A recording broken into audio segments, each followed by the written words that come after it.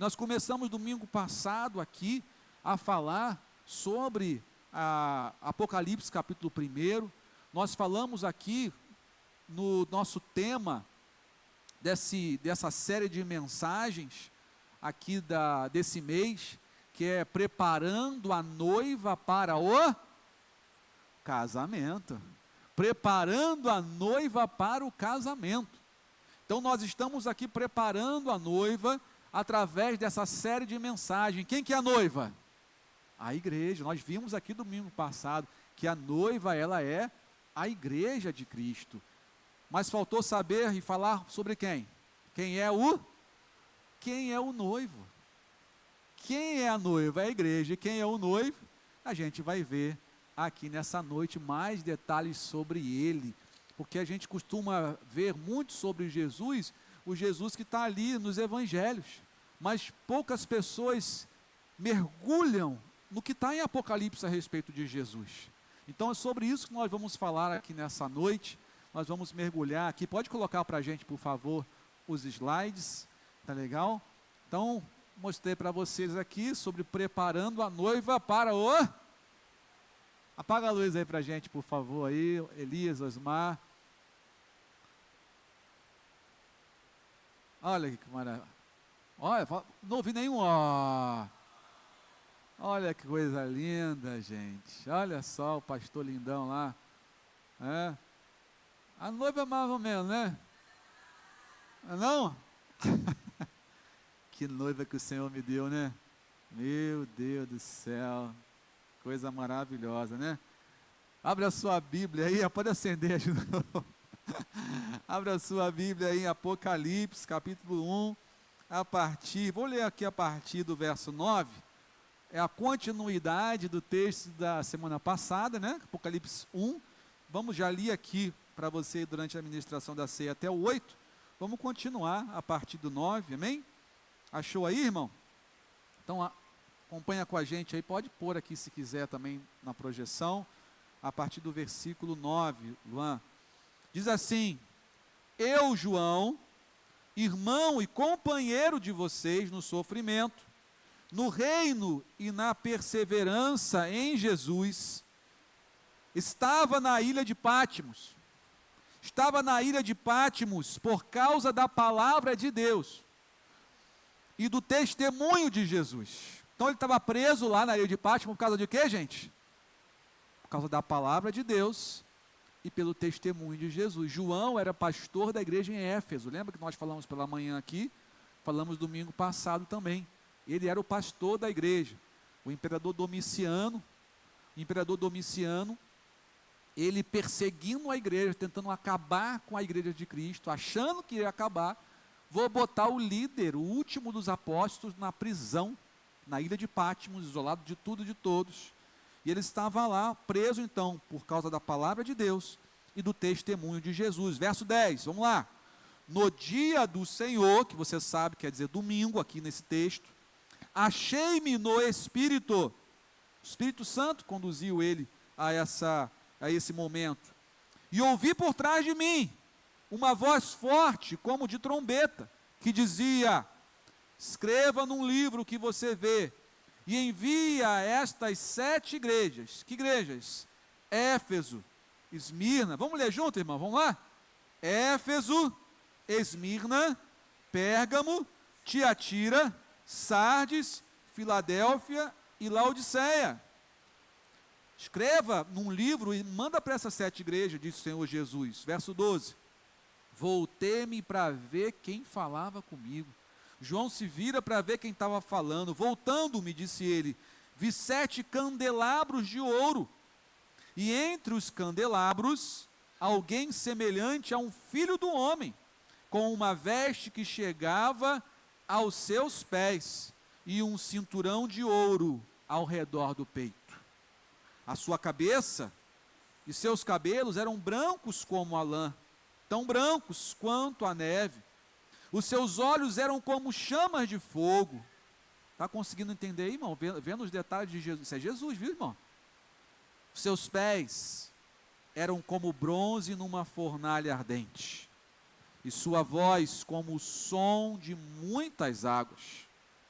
Tinha na sua mão direita 7 estrelas, e da sua boca saía uma espada afiada de 2 gumes. Sua face era como o sol quando brilha em todo o seu fulgor. Quando o vi, disse João, caí aos seus pés como morto. Então ele colocou sua mão direita sobre mim e disse: não tenha medo. Eu sou o primeiro e o último. Sou aquele que vive. Estive morto, mas agora estou vivo para todo sempre. E tenho as chaves da morte e do Hades, do inferno. Escreva, pois, essas coisas que você viu, tanto as presentes como as que acontecerão. Este é o mistério das 7 estrelas que você viu na minha mão direita e dos 7 candelabros. As 7 estrelas são os anjos das 7 igrejas, ou seja, a liderança da igreja. E os 7 candelabros são as 7 igrejas. Amém, queridos? Glória a Deus. Os 7 candelabros, então, são as 7 igrejas. Nós vamos ver nessa noite quem é o noivo. Pode apagar novamente, por favor, liberar para mim o slide. Quem é o noivo? Pode passar, por favor, libera para mim os slides.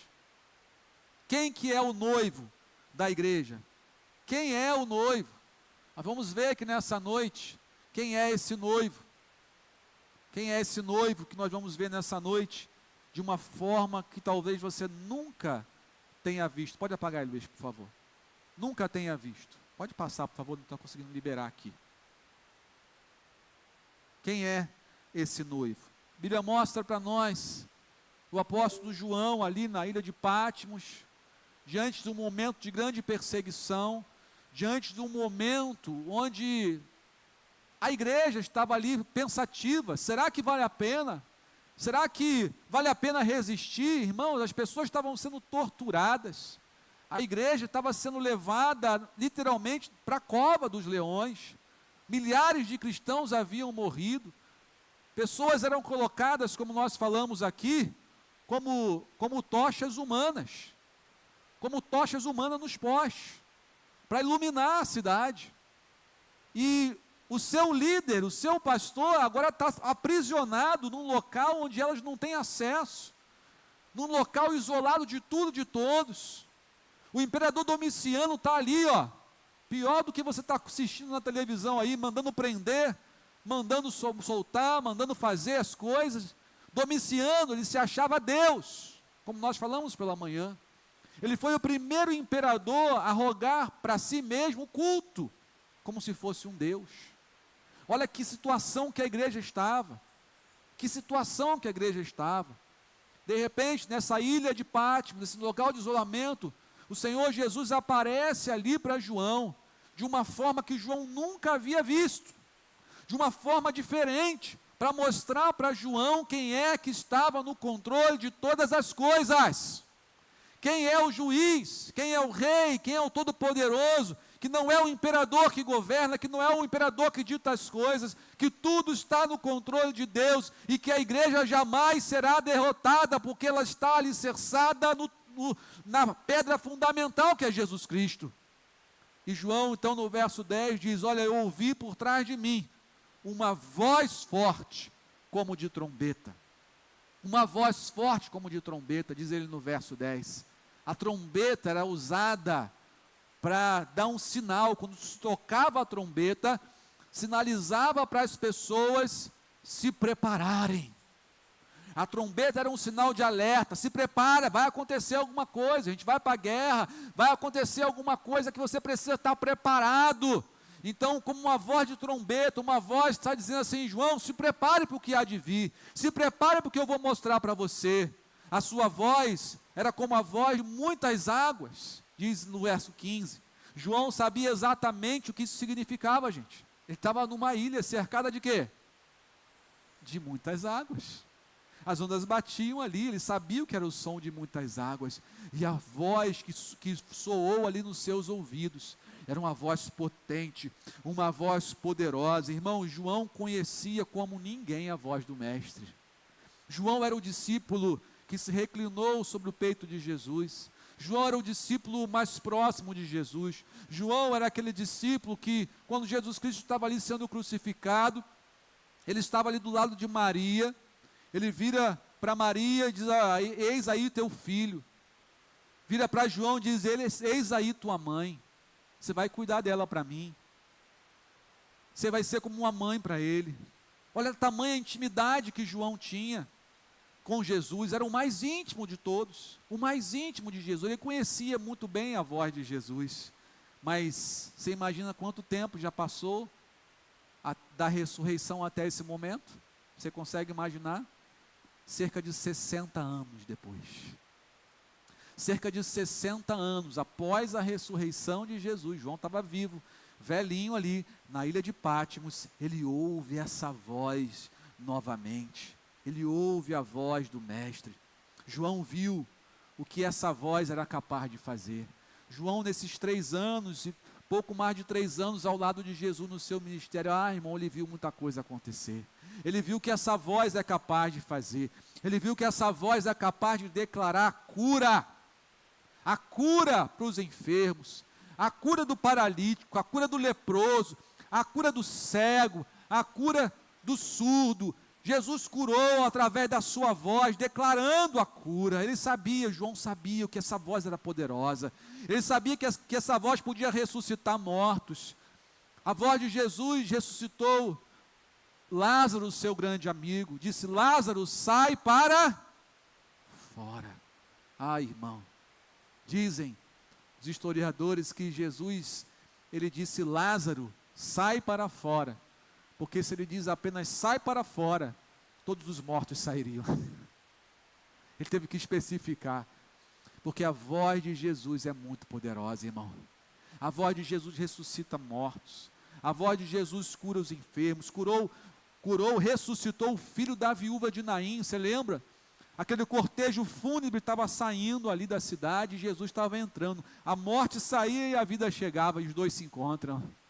E no encontro da vida com a morte já mostrou ali a sua derrota. Jesus toca naquele menino, diz: menino, levanta. O menino se levantou, e o menino começou a conversar com Jesus. Olha que coisa extraordinária. A filha de Jairo entra naquela casa, todo mundo achando que a menina já não tem mais jeito. Ele vai lá, sobe no quarto e fala para a menina se levantar. A menina se levanta. Nada pode resistir à voz de Jesus, amém, querido? Todo o poder está na sua voz. A voz de Jesus expulsou demônios, uma legião de demônios, mais de 6.000 demônios no Gadareno. A voz de Jesus aquietou o vento e o mar, mandou-se aquietar. Agora essa voz é a voz de Jesus, agora glorificado. Não é a voz de qualquer pessoa, é a voz de Jesus glorificado, do Rei dos Reis, do Senhor dos Senhores. A Bíblia diz para nós que a sua voz ela é potente, ela é poderosa. Você já ouviu a voz do noivo? Você já ouviu a voz de Jesus? Jesus já falou ao seu coração, então não resista ao poder dessa voz. Não resista, não resista, não resista à voz do Senhor.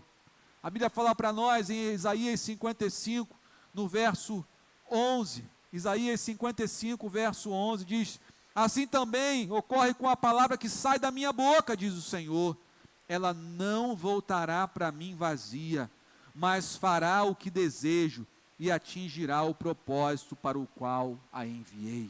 A palavra do Senhor, ela não volta vazia, ela traz um resultado, seja de vida ou seja de morte, seja de condenação ou de salvação.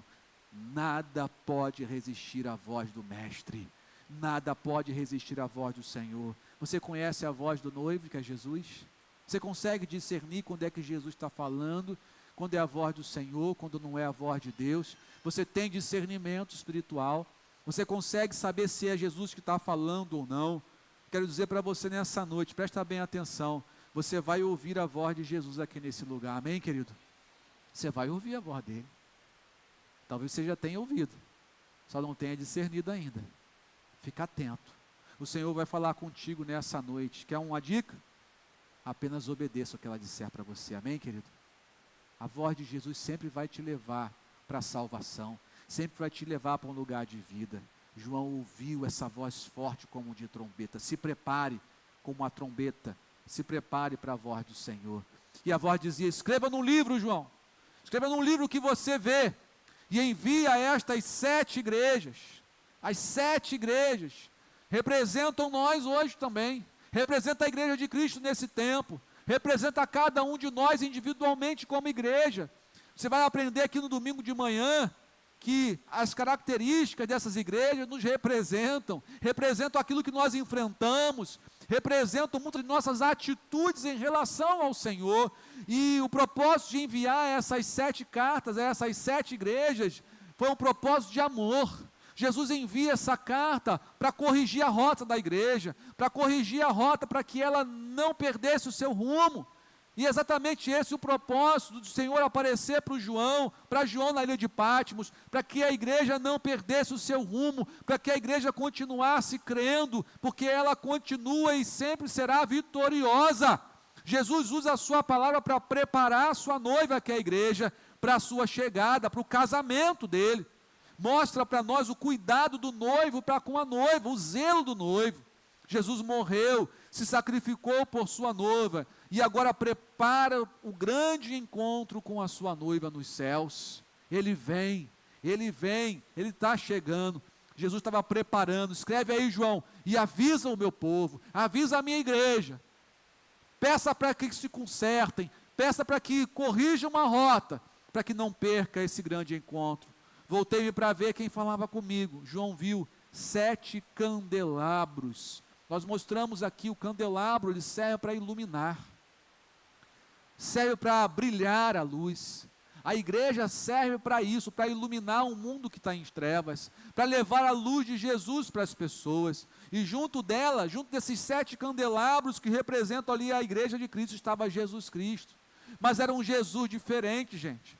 Era um Jesus diferente daquele que João viu nos 3 anos que andou com ele.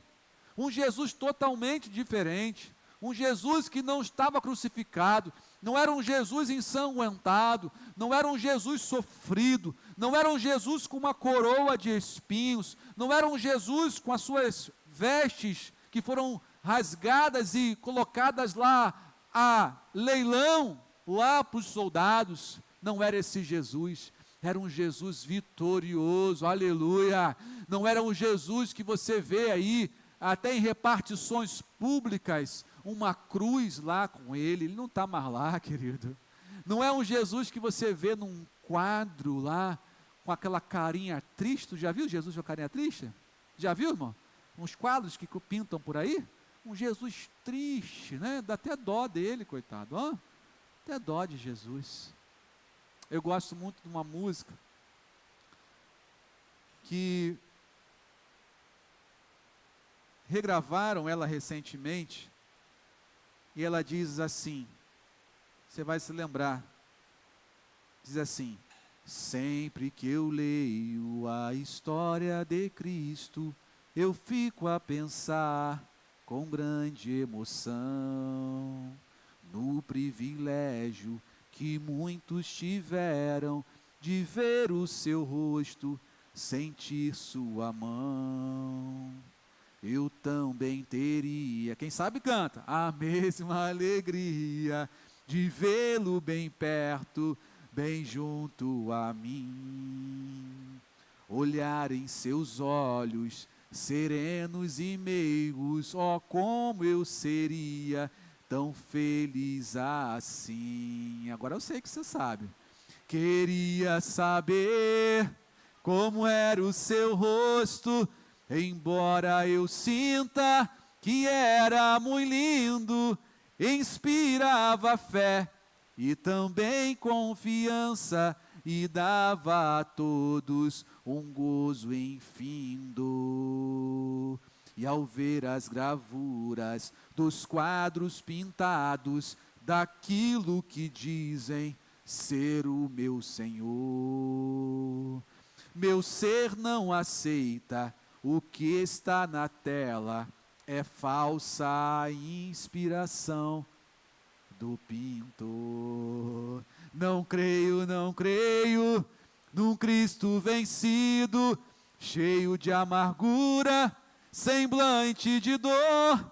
Eu creio num Cristo de rosto alegre, eu creio num Cristo que é vencedor. E um dia também, você vai ver? Eu vou ver. Eu verei face a face, e assim eu creio, pela minha fé. Oh, aleluia, verei o seu rosto.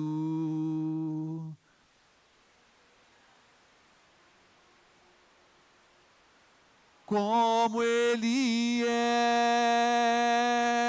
Amém, irmão? Glória a Deus.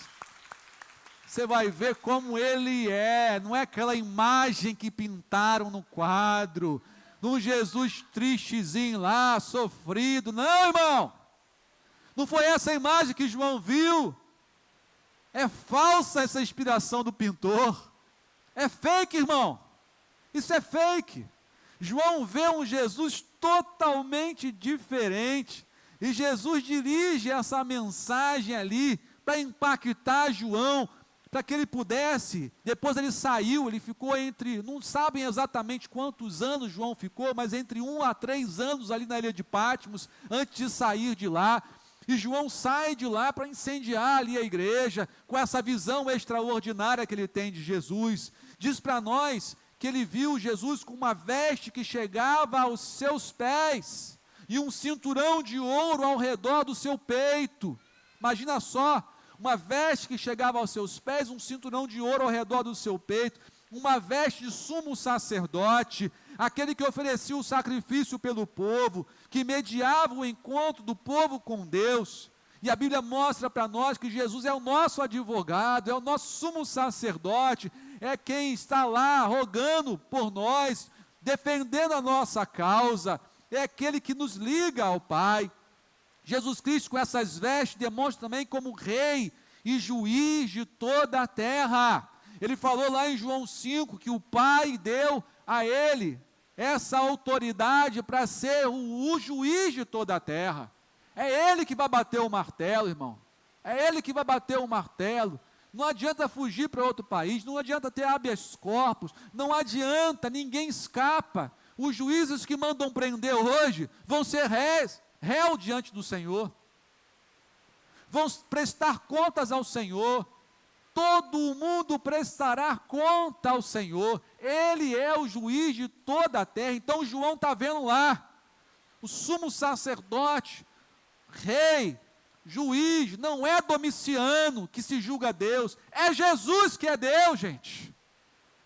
Jesus está mostrando aqui: ei, sou eu, João, não é ele, sou eu sou o rei, eu sou o juiz de toda a terra. Aleluia. Você crê que ele é o juiz de toda a terra, irmão? Você consegue imaginar o encontro com ele? Consegue imaginar, consegue saber que ele sim é o rei dos reis, o Senhor dos senhores? Lá em Romanos 8, versículo 33 e 34, diz para nós o seguinte: quem fará alguma acusação contra os escolhidos de Deus? É Deus quem os justifica. Quem os condenará? Foi Cristo que morreu, e mais, que ressuscitou, está à direita de Deus, e também intercede por nós. Aleluia!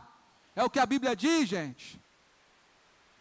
Está à direita de Deus. Ninguém pode condenar aquele que o Senhor já libertou, já justificou. João vê também Jesus, os seus cabelos eram brancos como a lã, tão brancos como a neve, representando ali a sua santidade e eternidade. Eternidade. Esse cabelo branco simboliza a velhice para a gente, para Jesus é a eternidade. Eternidade. Ele inaugurou a eternidade. Jesus Cristo representa a sua santidade. Lá em Isaías capítulo 6, a partir do verso 3, Isaías tem aquele encontro, vê Jesus Cristo sentado no alto e sublime trono. Ele diz: ai de mim, que sou um homem de lábios impuros e habito no meio de um povo de impuros lábios. Eu vi o Senhor. E o Senhor manda lá um serafim com uma tenaz tirada do altar para purificar os seus lábios. E agora ele pergunta: a quem enviarei? Quem há de ir por nós? O que Isaías fala? Eis-me aqui, pode me enviar. Aleluia. O Senhor purifica aqueles a quem Ele envia. O Senhor purifica a sua igreja. O Senhor quer limpar a sua noiva. Suas vestes, seu vestido não pode ter mancha, querido. O vestido da noiva não pode estar manchado, não pode estar sujo. João viu ali o Senhor, a sua santidade, a sua eternidade. E os seus olhos eram como chamas de fogo. Representa o quê? Que ele vê todas as coisas. A onisciência do Senhor representa que ele conhece todas as coisas. A Bíblia diz que ele sonda nossa mente, nosso coração. Em Hebreus 4:13, Hebreus no capítulo 4, no versículo 13, diz para nós o seguinte: nada em toda a criação, diz aqui o Senhor, pode estar oculto aos olhos de Deus. Nada. Aquilo que você faz em secreto, aquilo que você pensa, nada escapa. Tudo está descoberto, exposto diante dos olhos daquele a quem havemos de prestar contas. João está vendo ali, João, Domiciano vai prestar conta para mim. Nada do que está acontecendo no meio da igreja, nada do que está acontecendo vai escapar aos meus olhos. João vê Jesus Cristo com seus pés, que eram como bronze numa fornalha ardente, representando pés de conquista, pés de vitória sobre o inimigo. A Bíblia diz que Jesus vai colocar os seus inimigos debaixo dos seus pés. Simboliza juízo, simboliza julgamento de Deus, simboliza o juízo de Deus se movendo sobre a igreja, sobre toda a terra. A Bíblia mostra para nós que a sua voz era como o som de muitas águas.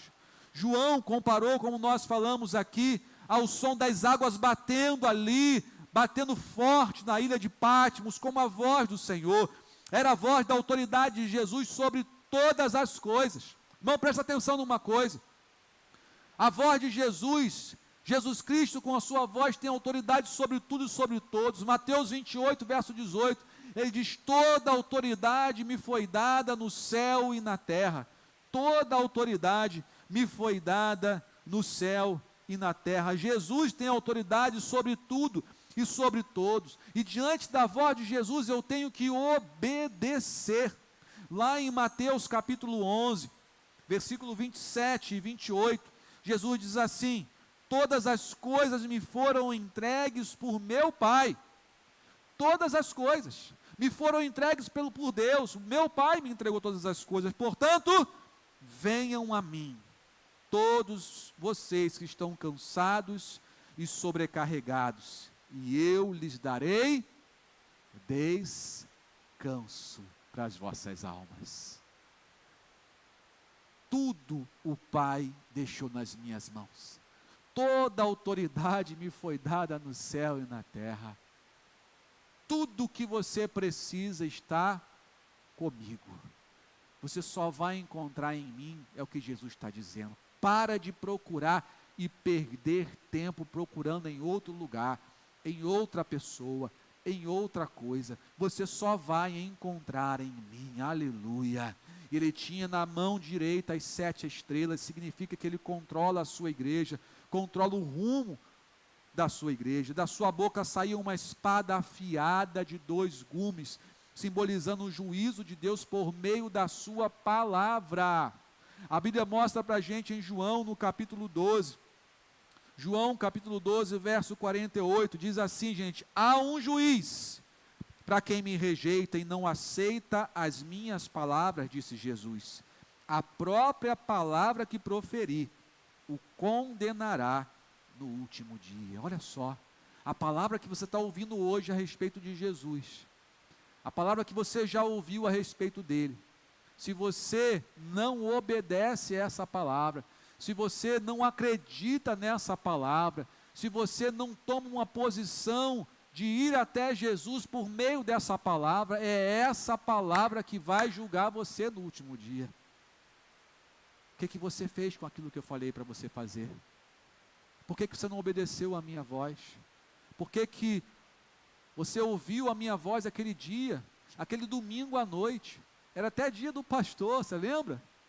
Eu falei com você. Eu falei com você que eu queria salvar você, que eu ia mudar a sua vida. Eu falei para você que eu morri na cruz para salvar você. Você ouviu a palavra em Apocalipse para mostrar quem eu sou, mostrando quem eu sou de fato, e você me rejeitou. Essa palavra que você está ouvindo é a que vai condenar no último dia, irmão. Não tem testemunha. A Bíblia diz para nós que a sua face era como o sol que brilha em todo o seu fulgor. A Bíblia diz que Jesus Cristo é a brilhante estrela da manhã, o sol em todo o seu fulgor. E diante dessa visão extraordinária, diz o texto para nós, João diz, quando o vi, caí aos seus pés como morto. Diante de tamanha glória, diante de tamanha visão de quem Jesus é, diante de tamanho poder, diante de tamanha visão extraordinária, o que impactou na vida de João? João caiu como se fosse morto. Jesus falou lá em João, no capítulo 12, João 12, no verso 23, ele avisou para os seus discípulos, ele disse assim, olha, chegou a hora de eu ser glorificado, chegou a minha hora, a hora de eu ser glorificado. E diante dessa visão, irmão, presta bem atenção aqui, ó. Se fosse você no lugar de João, você seria a mesma pessoa? Sim ou não? Seria a mesma pessoa, irmão? Seria ou não? Claro que não. Diante de uma visão extraordinária, diante de um encontro com Jesus, nós nunca mais seremos as mesmas pessoas.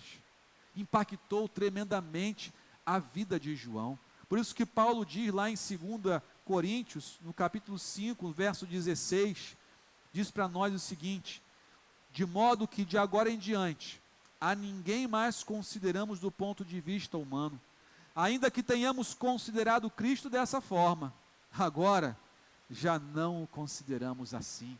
Paulo, ele teve um encontro sobrenatural com o Senhor. Paulo teve um encontro que transformou a sua vida, e a partir daquele momento, ele não olha mais Jesus como as pessoas olham, como apenas um Jesus histórico, como apenas alguém que fez algo bom, como apenas um ser iluminado, como apenas um ser que fez coisas boas. Não, ele olha como um salvador da sua vida. Como é que você olha Jesus? Como que você tem olhado para Jesus? A forma como você olha para Jesus, a forma como você enxerga Jesus, determina o seu nível de relacionamento com Ele. Determina quem Ele é para você. A Bíblia nos mostra aqui, que então, diante desse cenário, quando João cai aos pés de Jesus como morto, Jesus coloca a sua mão direita. A mão direita no contexto bíblico quer dizer mão forte, mão de poder.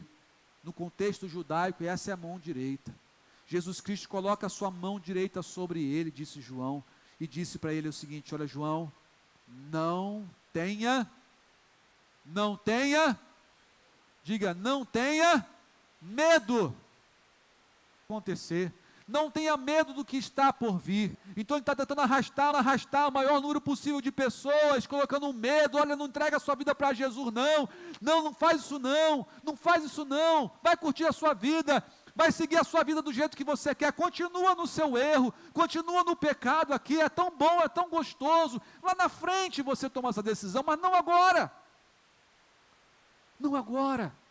isso vai te prejudicar. É o que Satanás tem incutido na mente das pessoas, tem inculcado na mente das pessoas. Jesus diz, não tenha medo, não tenha medo. Quem está com Jesus não precisa ter medo, não precisa ter medo, não precisa ter medo do que está por vir, não precisa ter medo se vai ter uma outra pandemia, não precisa ter medo se vai ter isso ou aquilo outro no nosso bairro. Não tenha medo, irmão. A mão direita do Senhor está sobre nossa vida. A mão direita está sobre a igreja de Cristo, protegendo a sua igreja. A mão direita do Todo-Poderoso está sobre você. A mão daquele que vive, não que está morto. Ele diz, eu estive morto, mas estou vivo para todo sempre. Jesus inaugurou a imortalidade. Inaugurou para nós essa nova vida que nos aguarda. Ele venceu a morte, querido. Ele tem as chaves da morte e do inferno, diz aqui no texto. As chaves da morte e do inferno, porque ele venceu a morte. Ó, eu tenho as chaves da morte e do inferno. Não é o imperador Domiciano que tem as chaves, sou eu, disse Jesus. Sou eu, e tem mais. Ei, tem mais. Eu tenho também as chaves do reino, as chaves de Davi. Jesus tem as chaves do reino. As chaves do reino, é Ele que determina ali, ó, quem vai entrar e quem vai ficar do lado de fora. Mediante o quê? Mediante a nossa escolha. É Ele que abre a porta. Ele tem as chaves. É Ele que tem as chaves. Você tem noção? Você está procurando tentar entrar no reino dos céus por outra pessoa. Essa pessoa não tem a chave. Só Jesus tem a chave. Ele tem as chaves do reino. É Ele que vai abrir a porta. Quem determinava quem entraria e quem não entraria no palácio é quem tem as chaves. Jesus está dizendo, eu tenho as chaves do reino de Deus. E por que isso é tão importante para a sua vida hoje? Por que isso é importante para nós hoje, 2025? Sabe por quê, querido? Seu destino final está nas mãos de Jesus. Seu destino final está com quem tem as chaves. E a forma de você mudar o rumo da sua história é indo até quem tem as chaves, que é Jesus. É indo atrás de quem tem as chaves. E eu pergunto para você, você já é a igreja de Cristo? Você já é a igreja de Cristo? Porque a Bíblia diz para nós, Jesus falou para Pedro, em Mateus 16. Ele disse para Pedro naquele encontro maravilhoso que mudou a vida de Pedro. Aquele encontro que mudou a vida de Pedro. Jesus falou assim, tu és Pedro. E sobre esta pedra edificarei a minha igreja, e as portas do inferno não prevalecerão sobre ela. Eu lhes darei as chaves. Quem é a igreja de Cristo tem as chaves de quê? Do reino, filho. Jesus diz aqui em Apocalipse, eu tenho as chaves do reino. E ele disse lá para Pedro, você como a igreja também tem as chaves. Você pegou as chaves comigo. Você pegou as chaves do reino comigo. Se você é a igreja de Cristo, você tem as chaves, amém, querido? Você tem a chave contigo aí? Então você pode não apenas ir para o céu, você pode conduzir pessoas para o céu, oferecendo essa chave para essa pessoa, oferecendo para ela essa entrada no reino dos céus, da mesma forma que você conseguiu. E não foi com um amiguinho que trabalha no céu, não. Alguém que mandou para você, não. A gente só consegue com Jesus. Nós só conseguimos com Jesus. A Bíblia diz para a gente, 1 Pedro 4,17, pois chegou a hora de começar o julgamento pela casa de Deus. E se começa primeiro conosco, qual será o fim daqueles que não obedecem ao Evangelho de Deus? Essas cartas, essa mensagem do Apocalipse, foi para acordar a igreja. Ei, igreja, ei! Vocês vão passar pelo meu julgamento. Vocês vão passar pelo meu julgamento também, igreja. Eu quero limpar vocês. Eu quero purificar vocês como uma noiva preparada para o casamento. E aquelas pessoas que não se tornaram noiva ainda, elas serão julgadas e condenadas. Condenadas. Antes de julgar o mundo, Jesus julgará a sua igreja. Uma igreja purificada nunca precisará temer os ataques de Satanás ou de seres humanos. Sabe por quê? Porque o noivo a protege. Aleluia. Fica de pé em nome de Jesus. Libera para mim aqui, por favor.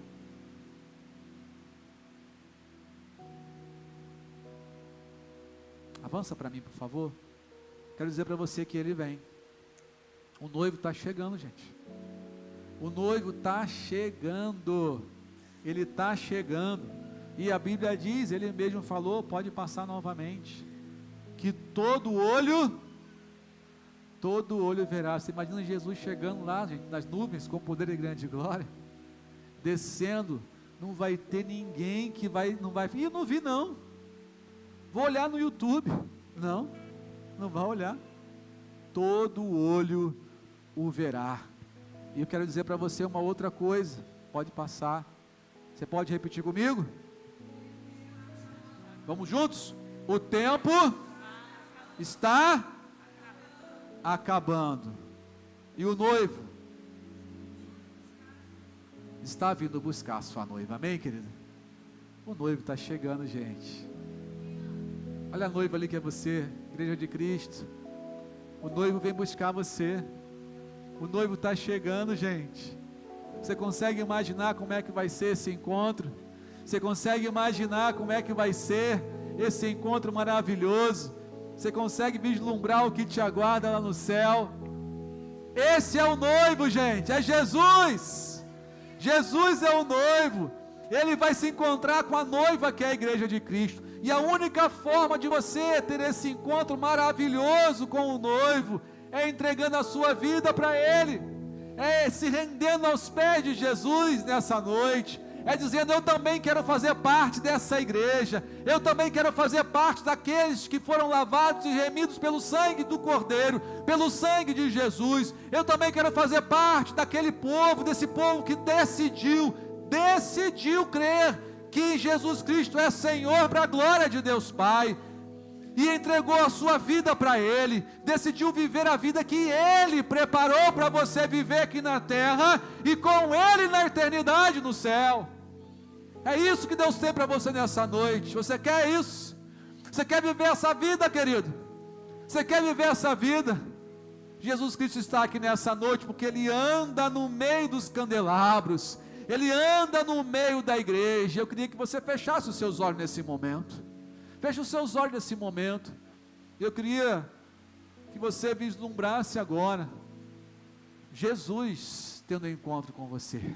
Olha que coisa linda. Com seus olhos fechados, não deixe que nada venha distrair você nesse momento, em nome de Jesus. Você consegue imaginar Jesus indo na sua direção? Enxerga aí, querido. Jesus está aqui nessa noite. Ele está passando aí do seu lado agora. Ele passa e está olhando para você com seus olhos como chamas de fogo. Olha para você, está frente a frente com você, e está olhando. Ele sabe os seus sofrimentos, Ele sabe pelo que você tem chorado, Ele sabe o que você faz quando entra naquele quarto, Ele sabe que quando você está sozinho, o que passa pela sua cabeça. Ele está olhando para você agora. Ele está fazendo para você ali um check-up na sua vida. Ele está olhando para você, e a voz dele está falando ao seu ouvido: vem, filho, vem mudar de vida, vem ter um encontro comigo. Ei, eu conheço você muito bem, eu tenho um futuro diferente para você aqui e na eternidade. Venha a mim. Todos que estão cansados, sobrecarregados, e eu vos aliviarei. Eu vou dar descanso para a sua alma. Está ouvindo a voz de Jesus? Jesus está te chamando, querido, para um encontro que vai mudar a história da sua vida. Você quer ter esse encontro com Jesus nessa noite e entregar a sua vida para Ele nesse momento? Levanta a sua mão assim bem alto, quero orar por você. Quem quer se entregar para Jesus aqui? Amém, Deus abençoe. Quem mais quer se entregar para Jesus nessa noite? Levanta a sua mão bem alto, quero orar por você. Qual a resposta que você dá para Jesus nessa noite? Pode continuar com seus olhos fechados e dar uma resposta para essa visão dos céus para você nessa noite. Dá uma resposta para Jesus nessa noite. Jesus está aqui, Ele fez um convite para você. Qual a sua resposta? Você quer entregar a sua vida para Ele, viver a vida que Ele tem para você? Levanta a sua mão, quero orar por você aqui. Levanta a sua mão bem alto, quero orar por você. Há mais alguém que deseja entregar sua vida para Jesus? Jesus está aqui nessa noite. Vem aqui na frente, sai do seu lugar. Você que levantou a sua mão, vem aqui na frente, quero orar por você. Vem aqui acompanhado, pega a pessoa do seu lado, fala assim, vamos lá na frente comigo. Você que está aí com alguém do seu lado, fala assim, você quer entregar a sua vida para Jesus? Eu vou lá com você, eu quero orar por você, enquanto a equipe de louvor está cantando nesse momento. Amém, glória a Deus. Quem mais quer vir, vem aqui na frente, pode cantar a equipe, em nome de Jesus. Pode cantar, sai do seu lugar, vem aqui na frente.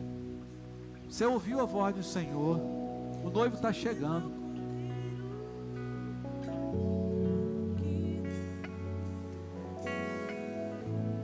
Santo, santo Ele é.